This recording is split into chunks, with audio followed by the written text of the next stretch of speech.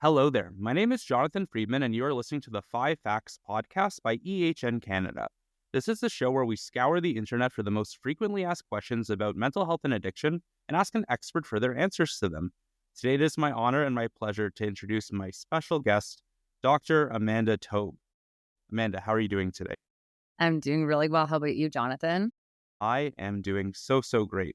Just to give the listeners a little bit of background about yourself, Dr. Amanda Tobe is passionate about helping professionals, leaders, and students to overcome performance anxiety and build fulfilling careers.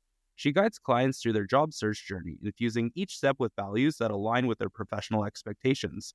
In addition, Amanda is the author of a 10-week public speaking group designed to help her members fear less and speak more. She is a solutions-oriented practitioner who is known for her ability to identify resources, invent activities, and even leverage technology to support her clients in reaching their career goals. Amanda earned her master's and PhD in industrial and organizational psychology from the University of Guelph and is a member of the College of Psychologists of Ontario.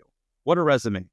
Thank you for sharing that. And I'm really excited to be here today and sharing with our listeners a lot more about public speaking anxiety because it's an area that I'm really passionate about and an area where I also experienced this anxiety as part of my own career story. So it's an area that my pain has now turned into my purpose. So I'm really excited to be here to share a bit more about not only the kind of the ways that I work with clients, but even infusing parts of the conversation with my own personal story and personal struggles with it in the past. I love that. And can you tell the listeners a bit of background? Like, out of all the fields in the world, why did you end up in this field of mental health care? I love that question. So what's really interesting is that when I did my master's and PhD, there was a paper the very first week of graduate school, and it wasn't even a focus of the paper, but somewhere buried in this paper was this concept called job interview anxiety. And immediately I was like, what is that? Like, I think I've experienced that. What is that all about? So what happened was I went to go find that paper, and there was very little research, Jonathan, at the time on job interview anxiety.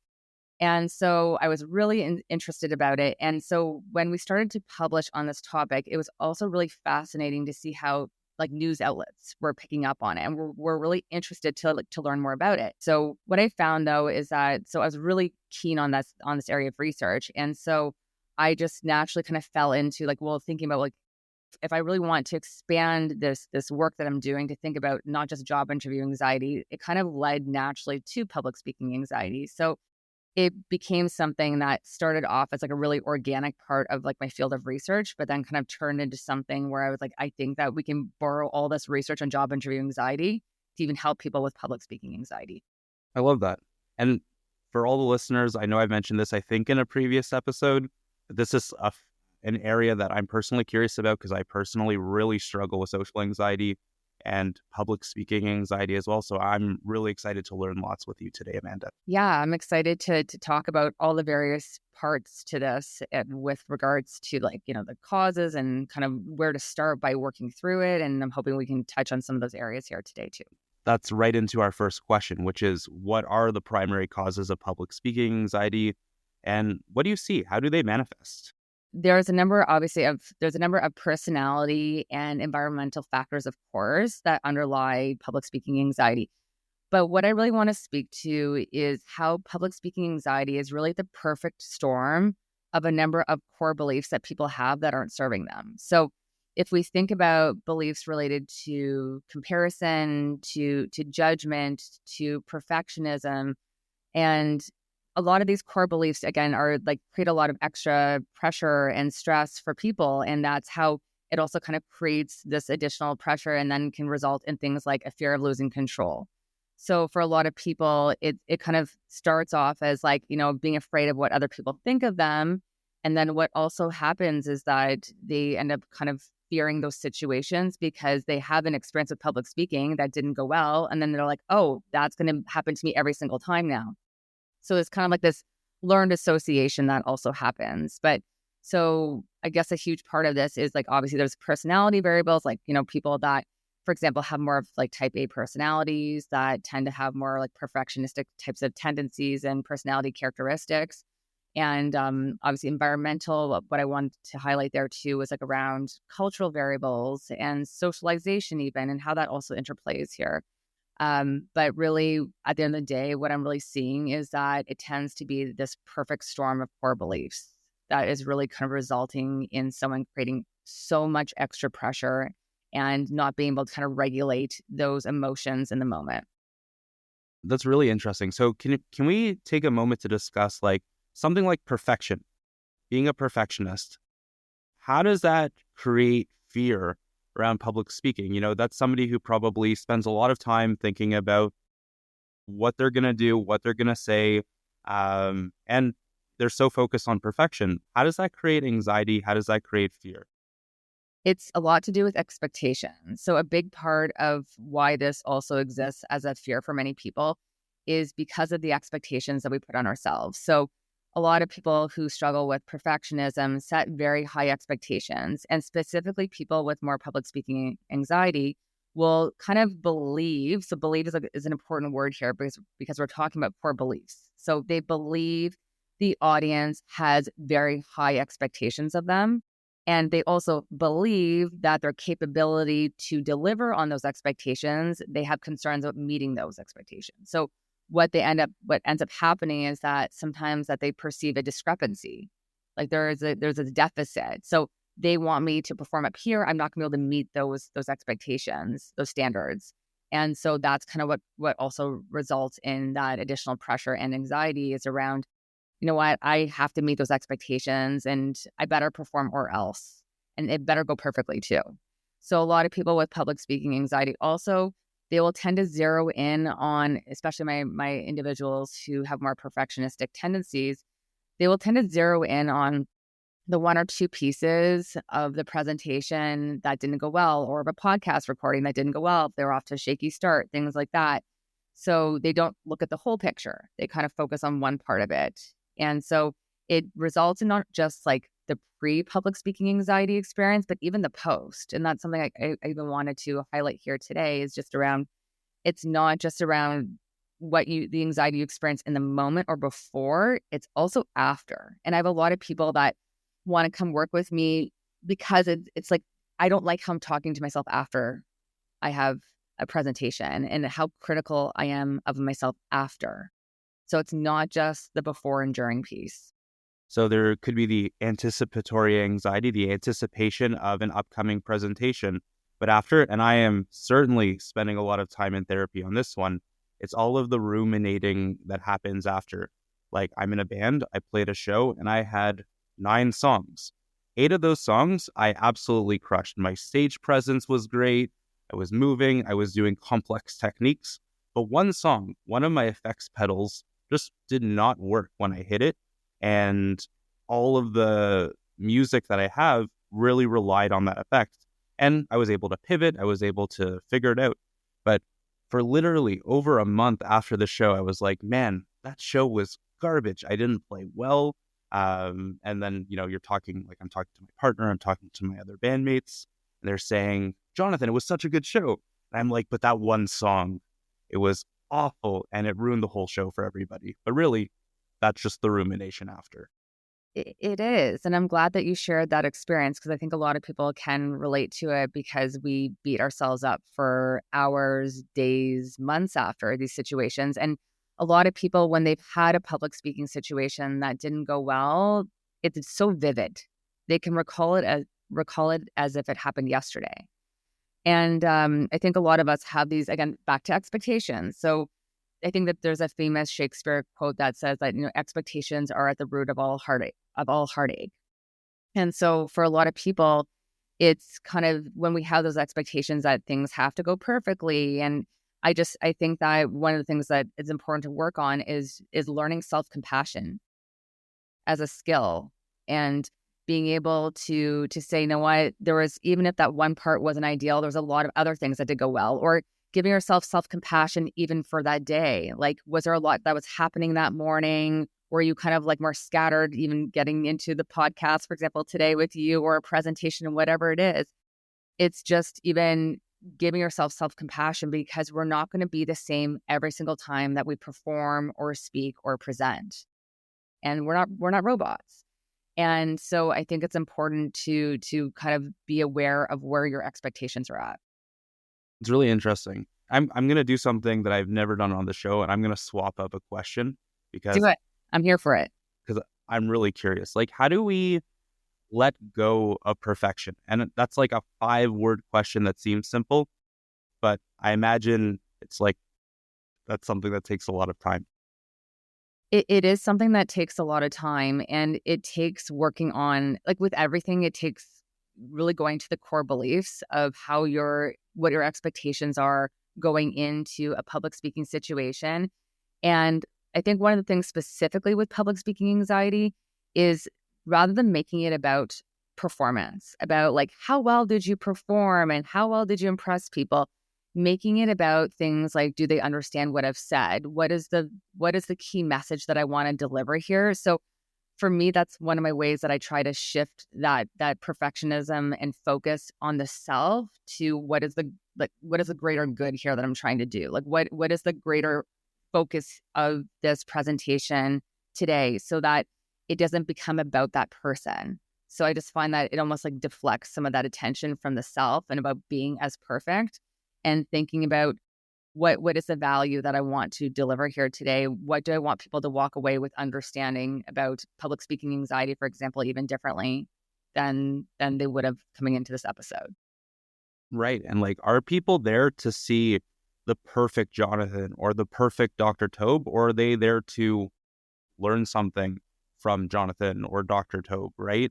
Um, it's when people are signing up to go to a conference, they're usually, I imagine, not thinking, oh, cool, I'm going to see that person. They're perfect every time. That's not why they sign up. I love that. And I think that humility can be this superpower that we can tap into to say it's okay if people see me stutter over a word, or if they see me lose my train of thought. I think it makes us more likable and more relatable just by showing all the parts to ourselves. I love that. Let's pivot a little bit and talk a bit about practical strategies or techniques that you recommend for someone looking to overcome their public speaking anxiety. So we spoke a little bit about self-compassion and sort of the anticipation before, the rumination after, but what are some practical strategies or techniques that people can try? This is a great question, and there's a lot of parts to this answer. So I'm going to try to do my best to condense it. Where I want to start, though, is really with some low hanging fruit. And the low hanging fruit would be things like just being aware of how much caffeine you've had before public speaking. I can't tell you how many people have said to me, like right off the bat, when I cut out my coffee the morning of my presentation, it just reduced the anxiety by 10% right there. Another low hanging fruit thing, it would be reducing use of technology before public speaking. So really trying to be off of emails and off of just the busyness of kind of the day. So a lot of people, I will have them actually arrive early, whether it's virtual or in person, arrive early at a meeting and make a point to connect with other people.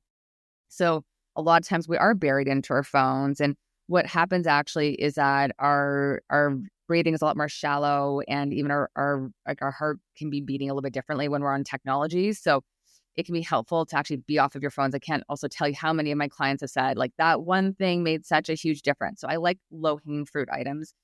I think also related to that, one of the things that I walk people through, regardless of whether they're working with us individually or in the group, is to really understand, how is it presenting for you? How is the fear of public speaking anxiety? How is it manifesting for you? So what I want to say is that for some people, it's a shortness of breath, and for some people, it's not. And for some people, so there is a communication anxiety piece to this. And when that's the case, it's really about, for every single person, it's learning to create the ultimate conditions that you really show up at your best.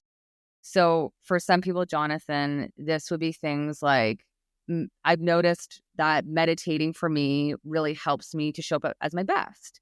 And so I share this with a lot of my clients, that meditating before public speaking, even if the morning before, but I'm not just in stillness when I meditate. It's even things like stretching my arms overhead or doing tongue exercises or vocal warm-ups, because that really helps individuals who tend to stutter or have difficulty with enunciation. So there's a lot of different things like that that we tailor to the specific individual. But what I would say is learn about what are the ultimate conditions for you where you really show up at your best and really start to build a public speaking toolkit around that.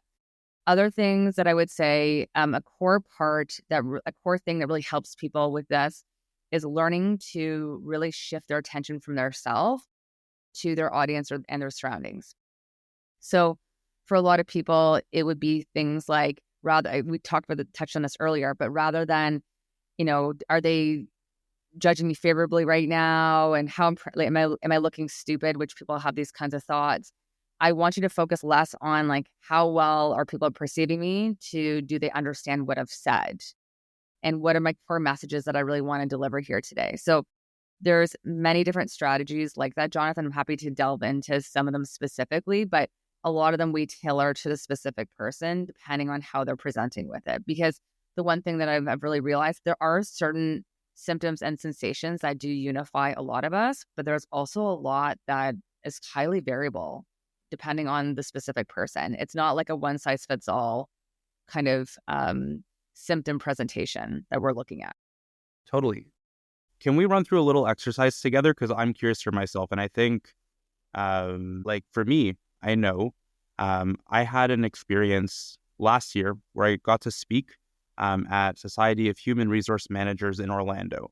And in that room, you have in that conference, actually, you have all sorts of different HR professionals. And I'm coming from a very not corporate world. And this was my first conference presentation as such. I planned, I did all of the things. And at that conference, I thought maybe I'd get 2 people in the room because why do people want to hear from me? And then I walk into that room. It was right after lunch on the last day of the conference. And there were over 300 people in this room. And I am a very just generally socially anxious person. But I see all of these people in the room and I'm already starting to melt down a little bit. But I'm going on stage in 5 minutes. I start to go on stage. I start running through my material. Some of it is, very presentation style, but I also have an interactive component. And, that requires me to go around the room with a microphone. Ahead of this, I start stuttering. That's one of the things that happens when I get anxious. And I immediately start, oh no, I stuttered. And I'm just saying that into the microphone. How do I take time to notice all right, I know that some of these behaviors are going to be present. I can do all of the things to, those low-hanging fruits that you mentioned before, not have coffee early in the morning, all of those pieces. But when you're in the moment, when the stuttering is happening, when you start to feel your anxiety rise when you're presenting, what are some of the things that you can do to sort of course correct? I think this is a really great example. And I love that you kind of gave this as a really, this is one that you've experienced recently in the last year or two, because I think that there's a lot we can speak to with regards to this one. I have some questions back for you first, though. Please. One of my first questions for you is, did you set an intention for yourself before going into this conference presentation? Did you think about what kind of the value, what were the core messages that you wanted people to derive from your presentation? Yeah, so this presentation, I really wanted to focus on how leaders can better support their millennial employees. So that was the focus of the presentation. Okay, so my next question for you would be, how did you want people to feel in the room? Did you want them to feel engaged, inspired, informed, intrigued? What word would you use to describe how you would want people to feel? Is it supported? What word can you, if you can think of, that you would feel? Engaged. I wanted to say things, and I wanted my desire was to look into the audience and see people being oh, cool. I have a question about that. Yeah. So I think that part of this starts before you get there, is what I'm already starting to kind of touch on here. Is that setting an intention for how you want people to feel. So one of my favorite things to say to people is that it's not what you say, it's how you make people feel, right? So by you even starting from this place of when you're building your conference presentation to be I want people to feel engaged. I want people to feel engaged. How can I do this? I think that even in those kinds of ways, in moments like this, we can try to cultivate feelings of excitement.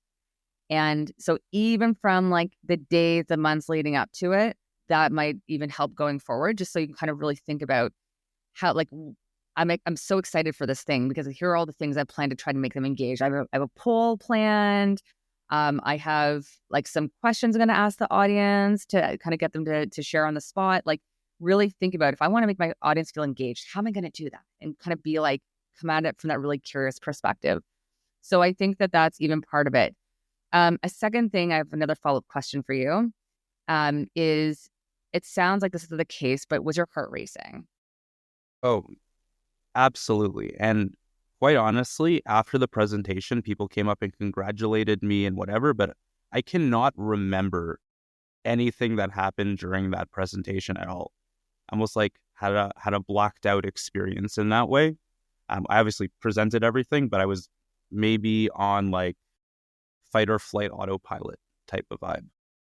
That is a really common experience for most people.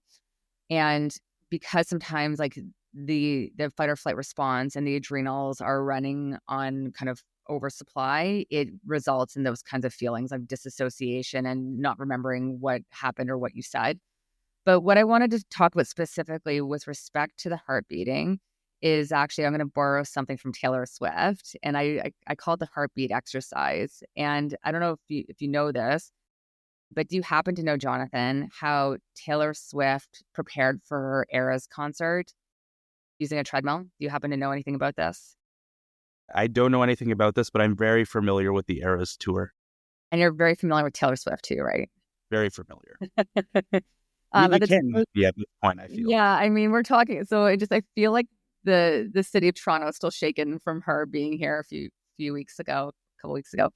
But what I want to share with you actually is a really brilliant way that she prepared for the Eras tour that she's talked about, which is that because the concert is like 3 hours, she ran on a treadmill at a fast rate during her upbeat songs. Have you heard this? I'm assuming you had not now. Maybe you've heard of this. But during the slower songs, she would have like a light jog because she wanted to also see whether, like, with the stamina and kind of getting practice with singing at that elevated heart rate. How does this apply to public speaking? So this is actually a strategy that has worked for a lot of my clients who tend to get that elevated heart rate. Is that I have them practice their presentation before going into it with a heart rate that they can expect on the day of.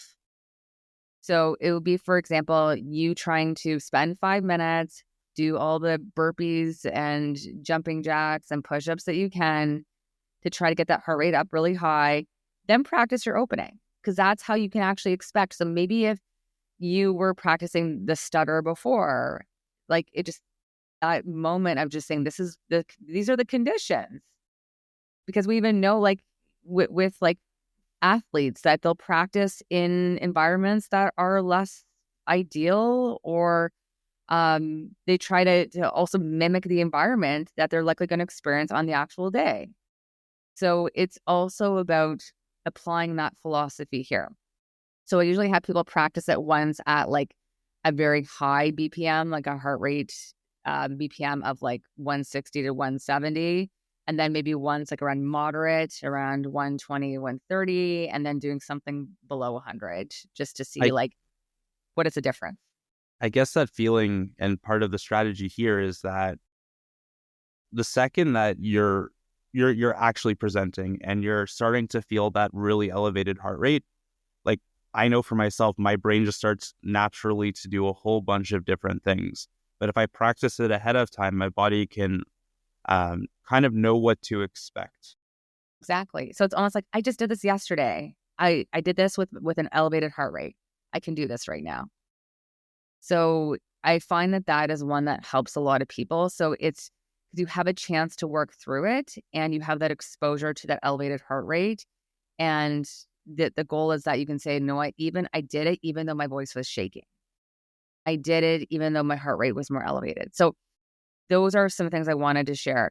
Other things I wanted to share would be grounding. So grounding is a really common strategy that's used in psychology to kind of help people that are feeling that they're not being present, to kind of bring them back into a present space or back into the room. And as I've mentioned to people, even with public speaking anxiety, one of the things that they struggle with is that we're not always as immersed into our surroundings. We're having like this self-focused attention moment, and like we feel like we're not really connecting with other people. So grounding can be a way to kind of help you slow down the thoughts a little bit and root back into your experience in the room. So what grounding is for people who are listening, it would be an example of this would be either focusing on all of your five senses or just even picking one of them. Because again, it's right before public speaking. How much of an opportunity do you have to sit there for like 6 minutes and go through your five senses, right? So maybe for you, it would just be like, what are five things I see in the room? And just kind of listing those. Maybe it's like, what are five things that I hear right now? Or maybe again, you focus on one of those sensations or one of those senses versus all of them. But even something like, what do I feel right now? And even kind of practicing noticing your elevated heart rate and just being like, I notice my heart is beating faster versus my heart is racing. Like the whole idea is like you're being more neutral and just what are you observing versus trying to assign meaning to it. It's different being in that room where you're like, for me, my mind is quickly going to, great, all these 300 people are in the room, they're judging me, they're expecting all of these things. But through grounding, I can say, oh, I noticed that person over there, they got really cool glasses. And by noticing neutral things, it can help to start to regulate. Love that. I love the way you explained it. I love that. And I was even going to say too, the one other thing we know is I would kind of put this under low-hanging file, that's a little bit under low-hanging fruit, but something that may not seem as obvious sometimes is rapport building. So we know that rapport building, and what I mean by that could even be just connecting with someone else in that room before your presentation and just having that moment just to be able to exchange a smile with somebody to have lock that friendly, warm eye contact with somebody else. Those little ways can also just tell our nervous system, it's okay. These are people just like me versus like this is like this big audience and getting caught up in numbers. Just that brief moments of connection like that can really do wonders for our nervous system. It's fantastic. It sounds like mindset really plays a role. There could be that underlying, like in my case, and I'm sure for many other people too, there can be that underlying pre-existing piece of having anxiety. But in that moment, there's a lot of different tools like grounding, like rapport building that we can use to sort of get our mind to a healthier place to be successful in that presentation. Totally. And I think that even part of the part we talked about first is even just around how am I preparing for this presentation in the days and weeks before, and even practicing mindfulness on a daily basis and not being as attached to thoughts sometimes when they come up it's also part of the pre-speaking presentation prep, right? So it's learning to even speak more gently to yourself, more compassionately all the days of the year versus just trying to cram right before a presentation and kind of expecting I'm just going to start telling myself I can do it the day before. It's really how do we speak to ourselves all the days of the year? You can't just run a marathon. You have to prepare for the marathon. Exactly. And it's a skill, like learning to unhook from negative thoughts, learning to detach, learning just to observe thoughts. And because I think that even in that moment with public speaking, it's also, it's not the time to start practicing detachment. Like you have to practice it in other environments where you're not feeling the fight or flight response as heavily. Yeah, you have to practice all of the tools. That way, in that moment, let's say detachment is something that you find works really well for you, you can autopilot and say, all right, like I'm going to practice this technique now and it'll work. You don't have to go through all the thinking and processing of it as well. This is one other thing I just want to drop too for any Please. other listeners here, Jonathan. It may not have worked in your situation, but for a lot of people, when they're feeling tension in the body, I want them to actually engage in movement to let it go, whether it's like sighs, like an audible sigh of going, like just having that moment just to kind of let it go, or even shaking or doing like a happy dance on the spot. I don't know if you had a room that you were in prior to this or not, but like finding little ways to just kind of like even something as simple as like doing tense release kind of exercises in the body where no one knows it. Little ways like that too can just help relieve any kind of tension or stress in the body. That push, pull, squeeze, and all of that. You got it. Yeah. Fantastic. What advice would you give to someone who's just starting their journey to conquer public speaking anxiety? Are there steps they can take? How can they celebrate their progress incrementally over time? So what I would say is start with finding topics that you're passionate about. And when you can kind of focus on some topics or messages that you want to share, it will help you to kind of trump the fear just by saying, you know what, my purpose is more important here. My purpose of sharing this message is more important than dealing with this fear. So sometimes it just helps us by finding topics that we're really passionate about. I would also say to start small with everyday situations, whether it's leaving a voicemail with somebody, whether it's telling a story to a group of your friends. Like look for whether it's giving a toast at a holiday or family dinner. Look for everyday opportunities, even if it just evokes a little bit of anxiety, even like a 2 out of 10. So I would say look for some of those. And I think that also we're really clever at talking ourselves out of public speaking opportunities. So, for example, like if someone said to me, "I want to be on a podcast," but I don't have any access to people that do podcasts. Like, I have really good ideas around. Oh, actually, I know some like free distribution lists where you can actually get on to be able to find some of those opportunities. So being aware of how we talk ourselves out of those opportunities, I would also say it's important to be aware of it because there are opportunities everywhere if we really just look for them. And I would say also around reading books, and really starting to listen to other podcasts where people are describing some of these strategies that they can also use would also be helpful to someone who's just starting off. So like books like Find Your Voice by Carolyn Goiter, or I think it's called by Viv Grosskopf. It's called How to Own the Room is another one that comes to mind. In the Spotlight by Janet Esposito. Pressure to Perform is another one by Dr. Carrie Evans. There's lots of examples of these books out there, and it can just be a helpful start to kind of start to learn about how do you experience this and how do you want to start to adjust how you're reacting differently to the situations.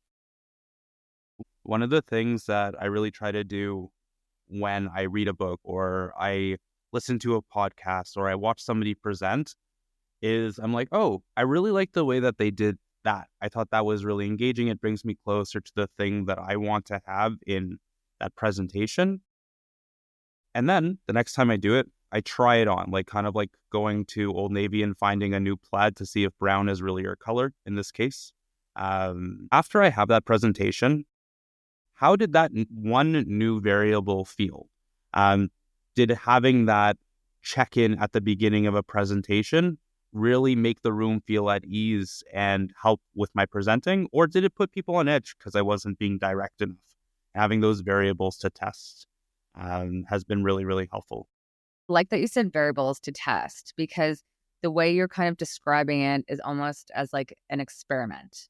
And we know that even in psychology, by trying to have a more curious, inquisitive mindset, it helps us to detach from a problem just by being able to say, like, versus what I mean by attachment and detachment is that sometimes, for example, with public speaking anxiety, people get really caught up in the thought and will say, I'm so anxious, I am so this, I am so that. And then all of a sudden they are their experience. Whereas detachment would look like, for example, it would be, I am noticing some feelings of anxiety right now, or I'm noticing my heart is beating faster, but not getting caught up in the actual thought itself and believing the thought. So just like I'm noticing right now, for example, I'm having that thought.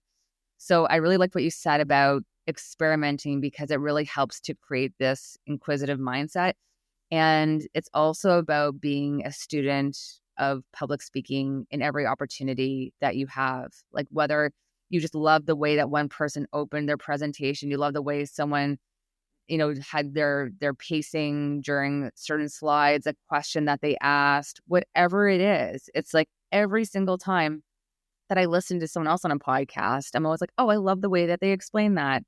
Or I love the way that they used a really good pause, or their impact words were really strong. Like I'm noticing little things like that every single time that I'm listening to a new podcast or a presentation, or just being in someone's team meeting even. It doesn't have to be a presentation all the time. I love that. And you've been crushing it today. So thank you so much, Amanda. This was really, really, really great. If you have one piece of advice for our listeners around starting their own journey with maybe public speaking, anxiety, or mental health more broadly, what would you share with them? I'd say to think about it like Project Self, and to really think about yourself as a lifelong project, and trying to make the choice to enjoy that learning and that project. And whether it's someone who's experiencing public speaking anxiety, we work with a lot of individuals at my practice as well that are navigating career changes. A big part of this can be a more enjoyable experience if we kind of try to enjoy it. I'm not saying every single day you're going to enjoy it, but really making that effort to do that. And one of the things I've actually spoken about before also is that I navigated a pretty big career change for myself in my early 30s. And one of the things that I don't know why and can't remember the exact day, but I made this choice to be like, if you're gonna look into navigating this career change, enjoy the process. Like the minute I stop enjoying this, like this is not how I'm gonna go about doing it. This is not gonna be my approach. So I think that it's really important to just kind of recognize sometimes our attitude towards things can really extend and prolong a journey and make it a lot more painful versus trying to even enjoy learning about psychology. So a lot of my clients are people that love learning about like personal development books and kind of the self-help aisle at Indigo. And I just find that those kinds of individuals that are like sharing with me the books they're reading and what they're learning about, they're engaging with and reflecting on how it applies to them every single day. So I like the term Project Self, and just kind of seeing this as like, one of the best projects that you can invest in, and that it's really a lifelong journey. That's really, really great. So it sounds like there's a lot of different ways to connect. There's everything from therapy and experiencing that piece of it, but it can also be something as, in quotes for those just listening, small as reading a book and starting to engage in that practice. Absolutely. And I just also want to put it out there for anyone listening that they're welcome to connect with me on either Instagram or on LinkedIn, and share with me, sometimes your thoughts around blog posts that we've written or any ideas. Like I love hearing from people saying that, like, I listened to the 5 FAQs podcasts and like, this is what I really learned from it. Like things like that, or here's some questions that I have for you, or where can we go to learn more about this? Like those kinds of conversations I really enjoy, and really find it fulfilling to hear from people. So they're always welcome to connect with me. And if they are based in Ontario, they are also welcome to kind of find out whether our services are something that they can benefit from. And so they're also welcome to send us an email at hello@amandatobepsychology.com to Jonathan. I just wanted to share that for any listeners. They're welcome to get in touch and find out if that's something that they would benefit from. Love that. And we encourage you all to get in touch with Dr. Tobe to learn a bit more about what we do as well. You can learn more about our inpatient treatment and virtual treatment programs at ehncanada.com, to listen to even more episodes of the 5FAQs podcast with fabulous leaders. You can check it out on your favorite streaming platforms, Spotify, Apple Podcasts, we're everywhere. And Dr. Tobe, thank you so much. This was amazing. And we'll see you next time. Thank you so much, Jonathan, and to everyone also at the EHN Canada team for having me again.